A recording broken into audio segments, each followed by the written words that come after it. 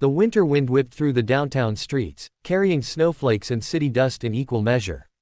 Inside the glittering windows of La Belle Boutique, customers browsed handbags that cost more than some people's cars. To most, it was just another high-end store. But to Ethan Cole, it looked like another world entirely. He stood outside for a long moment, his worn jacket zipped up to his chin, holding his little daughter's hand. "Daddy, can we just look?" asked Lila, her eyes wide as she pressed her face to the window. Ethan smiled faintly. "Just for a minute, sweetheart." He hadn't planned to go inside. He knew the kind of looks people gave him, a man in old jeans, scuffed boots, and a patched jacket. But Lila had seen a small red scarf in the display window. Her mother, before she passed, used to wear one just like it. Lila whispered, "It looks like Mommy's scarf." That was all it took. Ethan took a deep breath and pushed open the door. The laughter. The door chimed as they entered, but the laughter began almost immediately. A pair of young saleswomen glanced up, exchanged looks, and snickered. One whispered, "Oh great, another window shopper." The other smirked. He probably came in to warm up. Ethan ignored them. He guided Lila toward the display where the scarf hung, crimson against a white mannequin coat. "Can I help you, sir?" one of the saleswomen asked, her tone dripping with fake politeness. "Yes," Ethan said calmly. "I was wondering how much that red scarf costs." She laughed. "That's part of our limited designer collection. It's $480. Lila's eyes widened. "That's a lot, Daddy." The woman smirked. "Maybe you'd like to look at something more affordable." She pointed toward a small rack near the back, clearly the clearance section. Ethan's jaw tightened, but his voice stayed gentle. "That's okay. Thank you." As he turned to leave, Lila tugged his sleeve. "Daddy, can we come back someday when you have enough?" He smiled softly. "Someday, honey." The women giggled again. "You hear that? When he has enough." Ethan pretended not to notice. He was used to it. But that day, something different happened. Someone else noticed too. The owner steps out. From a glass office on the upper floor, Margaret Lane, the boutique's owner, had been watching. In her 60s, elegant and composed, she'd built her store from scratch. She had seen rich people act poor, and poor people act rich. But what she saw in Ethan's eyes wasn't shame or pretense. It was love. She stepped down the marble staircase quietly, her heels clicking on the floor. The saleswomen didn't notice her at first. "Excuse me," she said, her voice calm but commanding. The employees froze. "Ms. Lane, we didn't see you." "That much is obvious," Margaret replied. She turned to Ethan. "Sir, I couldn't help but overhear. Were you asking about the red scarf?"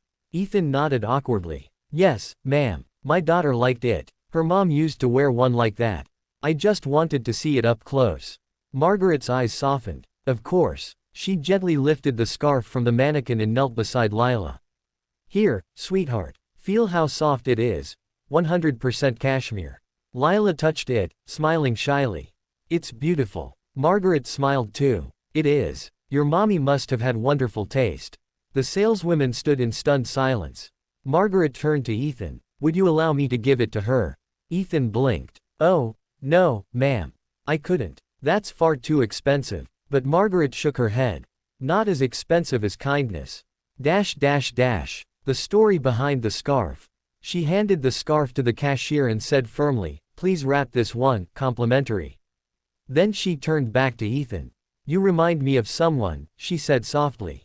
Ethan frowned. "Ma'am." She nodded. "My late husband. He worked construction. He'd come home covered in dust, exhausted, but he never forgot to bring our daughter a flower from the roadside. He said love isn't measured by money, it's measured by effort." Ethan swallowed hard. "Your husband sounds like a good man." Margaret smiled faintly. "He was." Then her expression changed, sharper now. "And I don't tolerate anyone mocking a man who's doing his best for his child." She looked toward the saleswomen. "Both of you. My office. Now." They went pale. Ethan shifted uncomfortably. "You don't have to do that." "I do," she said. "They forgot what this store stands for. The gift." While the saleswomen disappeared upstairs, Margaret returned with the scarf beautifully boxed and tied with a golden ribbon. She handed it to Lila. "Merry Christmas, sweetheart." Lila gasped. "Really? For me?" Margaret smiled warmly. Yes. And I expect to see you wearing it when you visit again. Ethan's eyes glistened. I don't know how to thank you. You already have, she said softly. By reminding me why I started this business, not to serve wealth, but to serve people. He tried to reach for his wallet. Please, let me pay something. She shook her head. Just promise me one thing. When you can, help someone else who needs it. He nodded. You have my word. The return. 2 years passed. Ethan's life changed in ways no one could have predicted. After that day, Margaret had quietly recommended him to a friend, a developer who needed reliable contractors. Ethan took the job, worked tirelessly, and soon opened his own small renovation company. By the following Christmas, his business was thriving. One snowy evening, Ethan and Lila walked again to La Belle Boutique. Lila was wearing the same red scarf, now neatly cared for. When they stepped inside, a new team of employees greeted them politely.